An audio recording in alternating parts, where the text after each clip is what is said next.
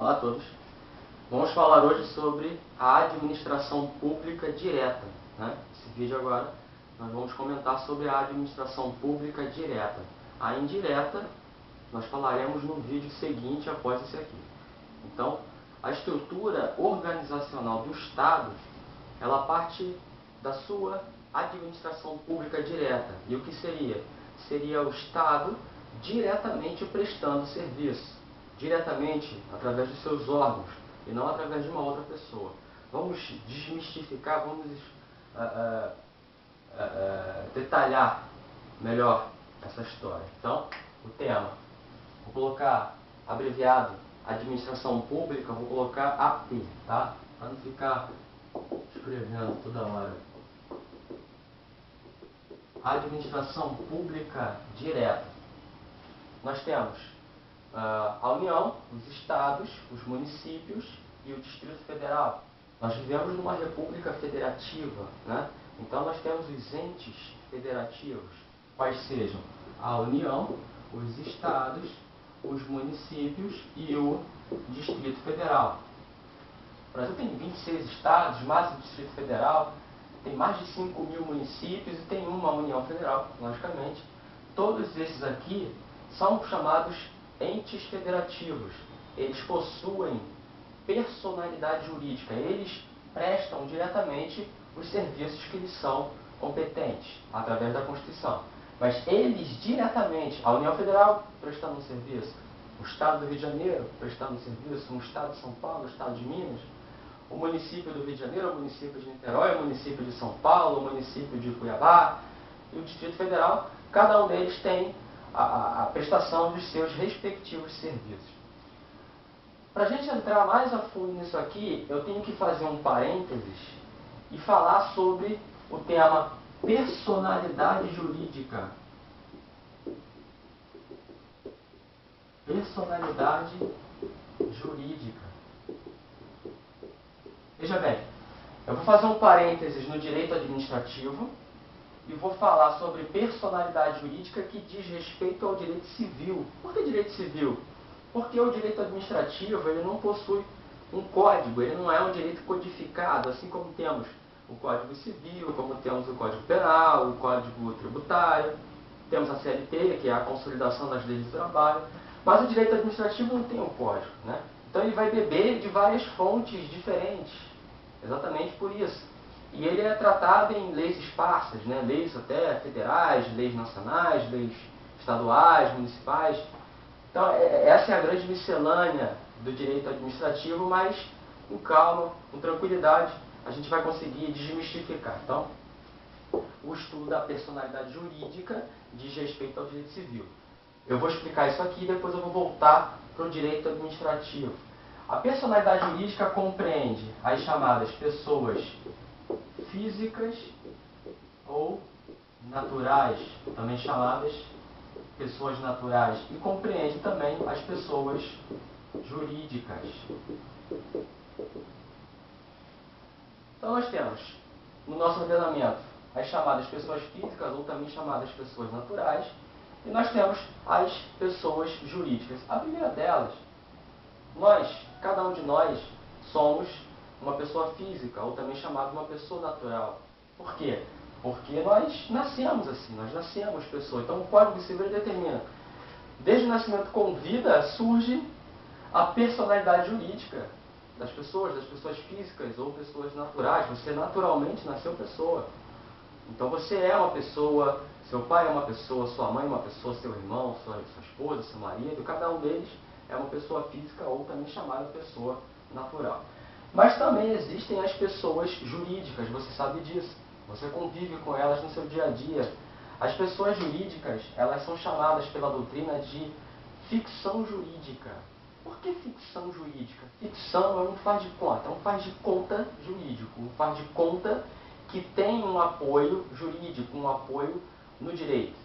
Por que faz de conta? Porque pessoas jurídicas, elas existem para todos os fins do direito, assim como é exemplo de pessoa jurídica, uma empresa, um bar, um curso, uma faculdade, enfim, pessoas jurídicas, uma lanchonete. elas existem para todos os fins do direito, mas elas não são palpáveis. Você não consegue tocar numa pessoa jurídica, assim como você encosta, você enxerga a pessoa física. A pessoa jurídica você não consegue apalpar, você não consegue enxergar, mas ela existe. Ela existe para todos os fins do direito. Se você for, por exemplo, num curso preparatório para fazer uma sua preparação aí para o concurso público, você vai encontrar nesse curso, o curso é uma pessoa jurídica. Você vai encontrar uma pessoa que está te atendendo. Se você olhar essa pessoa que está te atendendo no curso, essa pessoa é o curso? Não. Essa pessoa é uma pessoa física que é uma funcionária desse curso. Tá. Então, você vai entrar no curso e você vai olhar as paredes, as carteiras e tudo mais. Você está enxergando o curso? Não, você não enxerga o curso. Você está enxergando o estabelecimento, como se você enxergasse a sua casa. Ah, então eu vou olhar para o dono do curso e eu vou enxergar o curso. Não, você vai estar olhando para a pessoa física, o sócio. O sócio, o dono do curso, ele é uma pessoa física, ou também chamada pessoa natural.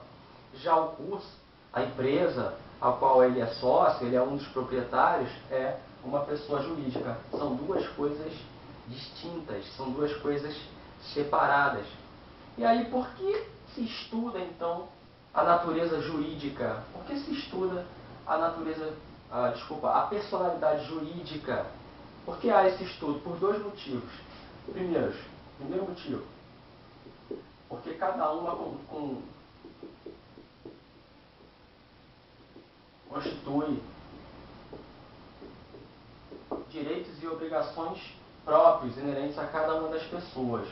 E o segundo motivo é para ter bens próprios. Então vejam lá. Vamos lá. Por que se estuda a personalidade jurídica? Qual é o fundamento? Qual é a intenção desse estudo?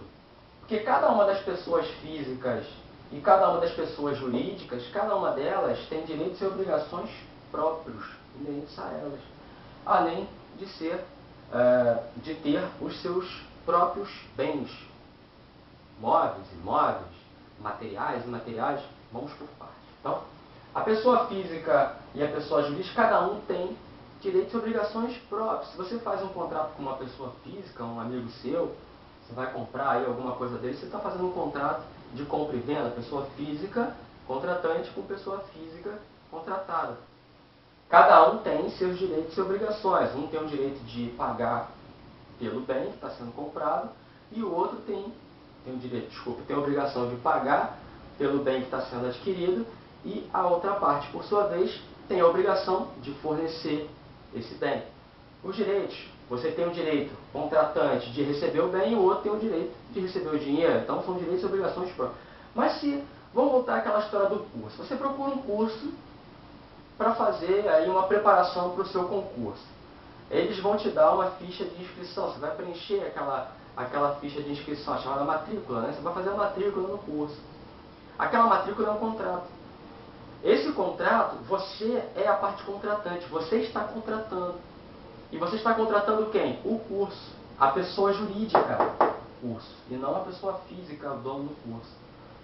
A pessoa jurídica, ela tem direitos e obrigações próprios. Se você está contratando o curso, você tem o direito de receber as aulas e a obrigação de pagar o preço. O curso, por sua vez, a pessoa jurídica, ele tem o direito de receber o dinheiro e ele tem a obrigação de lhe ministrar as aulas.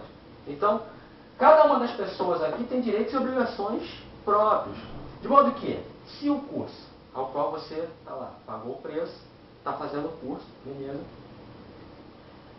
Ele tem a obrigação de lhe ministrar as aulas, e você pagou por isso. Se ele não te ministrar as aulas, se ele não te der as aulas, você tem que pedir o dinheiro de volta. E você vai pedir o dinheiro de volta para a pessoa jurídica, e não ao sócio, que o dinheiro ficou com a pessoa jurídica. Se porventura você tiver que entrar com uma ação judicial para cobrar esse dinheiro de volta, o réu na ação vai ser o curso, não vai ser o sócio, porque você fez um contrato com o curso. O curso é uma pessoa jurídica. Né? Sendo uma pessoa jurídica, ele é dotado de direitos e obrigações próprios. É uma ficção, uma criação do direito. Ela existe para todos os fins do direito, mesmo que você não enxergue. E os bens também são próprios.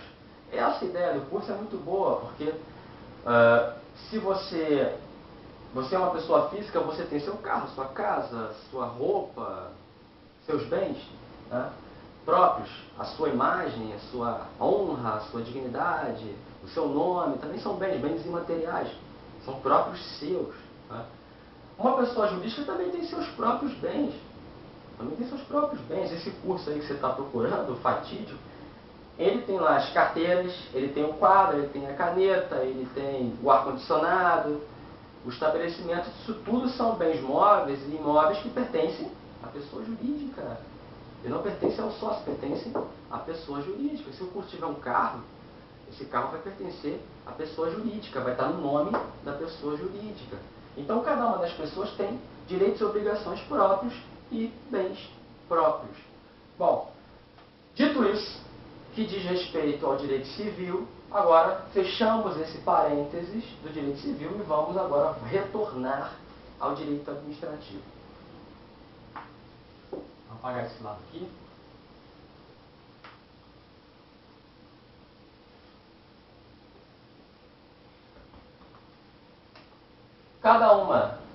Cada um desses entes federativos aqui é dotado de personalidade jurídica. Então, a União Federal, ela é uma pessoa jurídica. É uma pessoa jurídica de direito público. E assim, da mesma forma, com os estados, com os municípios e com o Distrito Federal. Eu falei que existem 26 estados no Brasil. Cada um deles é uma pessoa jurídica diferente. Eu falei que existem mais de 5.000 municípios no Brasil. Cada um desses municípios é uma pessoa jurídica diferente. E o Distrito Federal só temos um, é uma pessoa jurídica também. Todos eles são pessoas jurídicas de direito público. Por que direito público? Porque para eles, sobre eles, regem-se as normas de direito público, né? Aquelas que têm uma coletividade de um lado e vai preservar, vai priorizar, na maioria das vezes, essa pessoa jurídica, a bem do interesse público. Então, a bem da... Quantas pessoas moram no Estado? Quantas pessoas moram no município? É muita gente. Então, o interesse dessas pessoas é que são o Estado, né? O interesse dessas pessoas é que vai ter que prevalecer, o interesse público vai ter que prevalecer em prol do interesse privado, de acordo com o que nós já falamos. Então, as regras aqui são regras de direito público. Tá? E essas pessoas, elas têm os seus órgãos. Então, por exemplo, vamos fazer um quadrado aqui. Vamos fazer de conta que esse quadrado aqui é a União Federal. Então, um exemplo.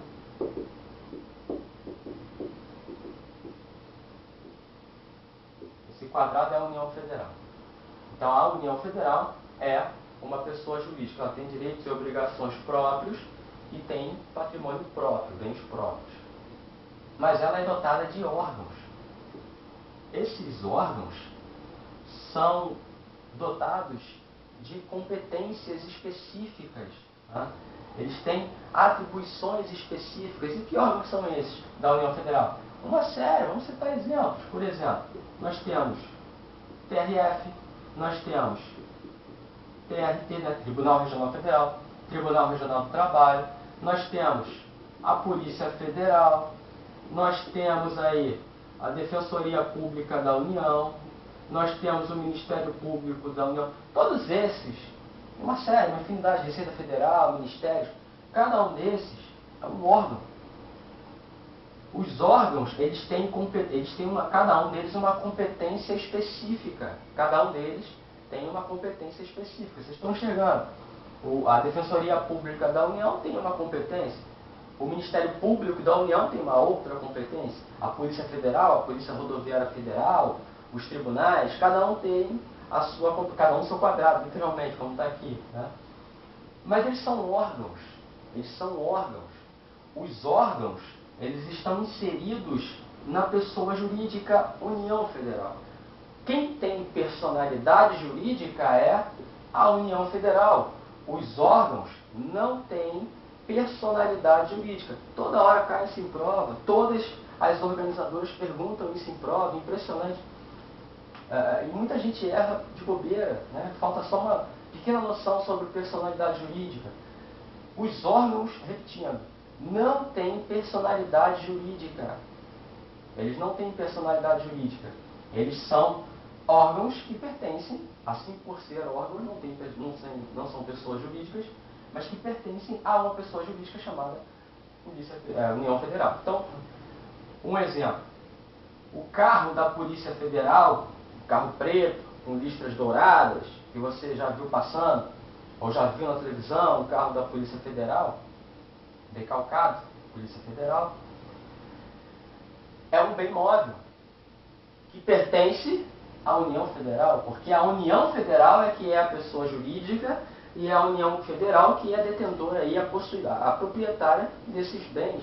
De modo que, vamos fazer um raciocínio, se o carro da Polícia Federal bater no seu carro, te causou um prejuízo. Alguém vai ter que indenizar. Alguém vai ter que pagar pelo prejuízo. Você possivelmente vai ter que entrar com uma ação na justiça. Você vai ter que entrar com uma ação na justiça contra quem? Contra aquele que lhe deve indenizar. Quem é que te deve indenizar? Quem é dono do carro? A União Federal. Então você não vai colocar na ação, por exemplo, fulano de tal contra a Polícia Federal, porque a Polícia Federal não tem personalidade jurídica. O carro da Polícia Federal, sim, mas a PF é um órgão que pertence a uma PJ. A PJ, no caso, é a União Federal. A mesma coisa os estados, só para não ficar em branco. Os estados. Cada um dos estados tem também os seus órgãos, né? Você tem aí o Tribunal de Justiça, que é o Poder Judiciário dos estados. Você tem a Polícia Civil. Você tem a Defensoria Pública dos Estados, Ministério Público dos Estados, as secretarias e por aí vai. São órgãos que pertencem aos Estados. Cada Estado tem seu Poder Judiciário, a sua Assembleia Legislativa, que também é um órgão. Então, são órgãos que pertencem aos Estados. Os órgãos não têm personalidade jurídica. É a mesma coisa que o seu professor aqui, que vos fala.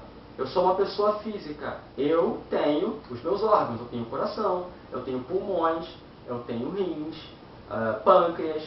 Cada um desses meus órgãos tem uma atribuição, tem uma competência específica, né? Então, o coração vai bombear o sangue, o pulmão vai fazer a troca respiratória. Cada um tem as suas funções. Mas se eu arrancar meu coração e colocar aqui na minha mão para você, esse coração não é uma pessoa. Ele continua sendo um órgão.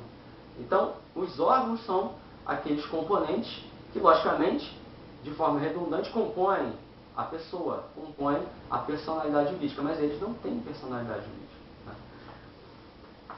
Dito isso, os servidores, os agentes, melhor dizendo, os agentes públicos, eles estão em cada um desses órgãos. Então, por exemplo, Tribunal de Justiça do Estado do Rio de Janeiro vai abrir um concurso público para a escolha dos seus servidores.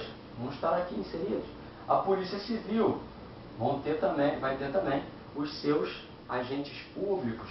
O Tribunal Regional do Trabalho vai ter os seus. E nós temos aí várias regiões, né? O TRF também aí com 5 regiões e agora mais 4 que já foram aprovadas aí pelo Estado. Vão ter um total de 9 tribunais regionais federais, 9 regiões. E quando você faz concurso para um desses órgãos. E aí você tem, vou abrir um espaço aqui, você tem a entidade, ou também chamado ente, você tem os órgãos e você tem os agentes. Os agentes compõem os órgãos que compõem o ente ou a entidade. Aqui tanto faz ente ou entidade. Significa que tem personalidade jurídica. Tá? Então, o Estado é um ente federativo. A União Federal é um ente federativo. São dotados de personalidade jurídica. Tem direitos e obrigações próprios e tem patrimônio próprio. Os órgãos que compõem as pessoas jurídicas e os agentes que compõem cada um desses órgãos. São as células, né? São as células que compõem os órgãos que compõem a pessoa. E por aí vai. Agora, vou apagar o quadro para a gente fazer já o gancho para a administração pública indireta. Então, vamos apagar aqui.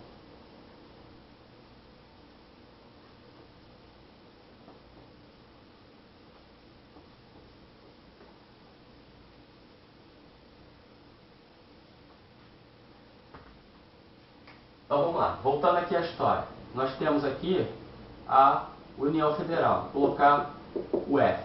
Você já sabe que é União Federal. É a pessoa jurídica União Federal.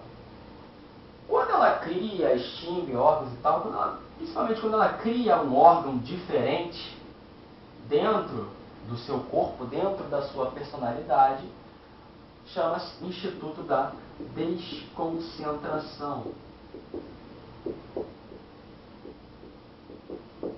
É um instituto chamado, é um fenômeno chamado desconcentração. É a criação de órgãos dentro da personalidade jurídica. Por exemplo, a União Federal, nos anos 2000, aí, não me lembro exatamente qual foi o ano, 2005, 2006, não me lembro, mas ela extinguiu a Receita Federal, a Secretaria da Receita Federal, a SRF, um órgão, e criou no seu lugar a Secretaria da Receita Federal do Brasil. Quer dizer, extinguiu um órgão, criou um outro órgão e dotou esse outro órgão de mais competências além do que tinha aquele anterior. Com essa criação de órgãos novos, todos eles aparelhados, né, logicamente, pelo fato de ser um órgão dentro da pessoa jurídica, é o fenômeno chamado desconcentração. Não pode confundir isso. Desconcentração.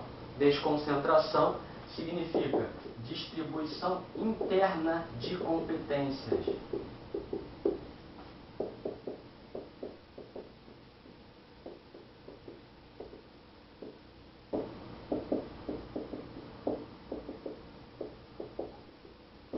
Então, é o próprio Estado diretamente, aqui, criando novos órgãos com novas competências, é uma distribuição interna dentro da pessoa jurídica, chamado desconcentração. De modo contrário, a distribuição dessas competências pode ser para uma outra pessoa jurídica. Para uma outra pessoa jurídica. Aqui, ó, PJ. Então, um exemplo aqui, União Federal, que pode servir para Estado, pode servir para município, Distrito Federal. A União Federal, diferente do que a gente falou aqui no primeiro momento, da desconcentração, a distribuição interna de competências, ela pode distribuir para fora da sua personalidade uma competência. Quando ela distribui para fora, para uma outra pessoa, uma competência, é o fenômeno chamado descentralização. Descentralização. Então, quando o Estado distribui para fora da sua personalidade jurídica. E essa descentralização, ela pode ser de dois modos. Ela pode ser por outorga ou por delegação. Então vamos lá. Deixa eu apagar aqui embaixo para não ficar bagunçado o quadro.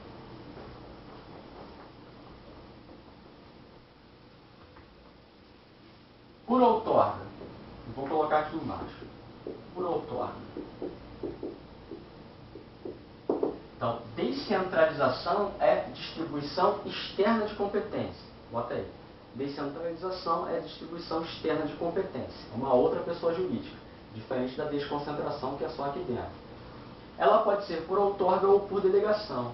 A descentralização será por outorga quando o Estado tiver que criar essa pessoa. O Estado cria. Estado, quando eu falo Estado, não é o Estado Rio de Janeiro, o Estado de São Paulo, o Estado de Minas, mas é o Estado de forma geral, lato sensu, não é o Estado como um todo. Então o Estado cria essa pessoa.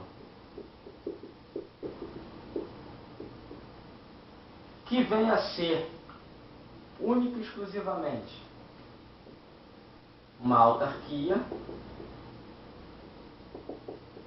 uma empresa pública, eu vou abreviar aqui empresa pública,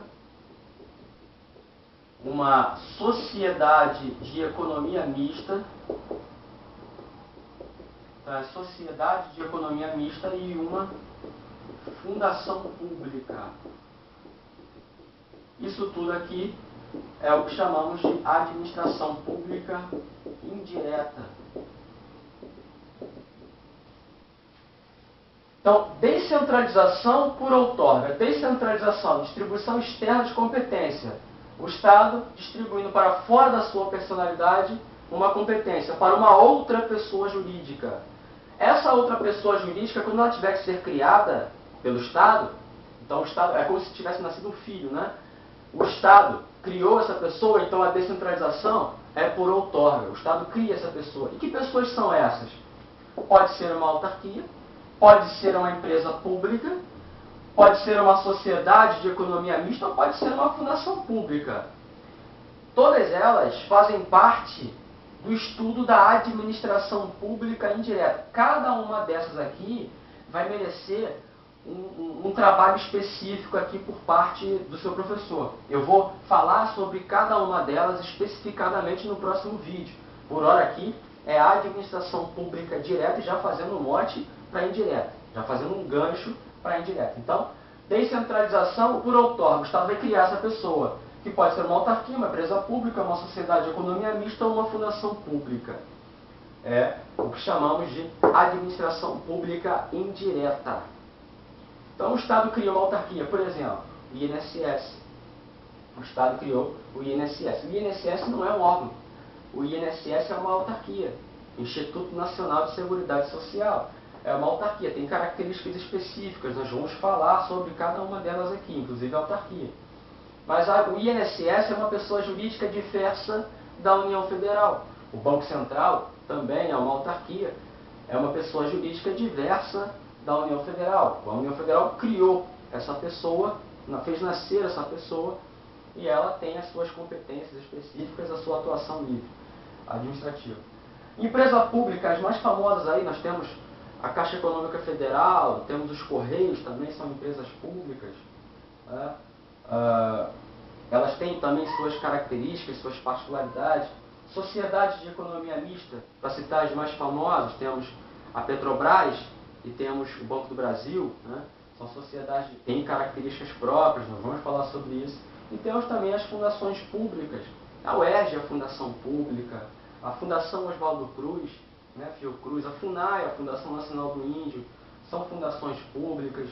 Cada uma delas também tem a sua particularidade. Isso aqui é um pouquinho mais complicado, fundação pública, porque tem direito público, direito privado. A gente vai falar sobre isso, tá? Então, por hora, descentralização por outorga, quando o Estado vai criar. Então, essas aqui são pessoas jurídicas diversas do Estado. O Estado é uma pessoa, o Banco do Brasil é outra pessoa, são duas pessoas diferentes.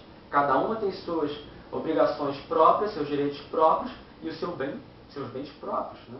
Para citar um exemplo. Agora temos também a descentralização por delegação. Eu vou apagar isso aqui.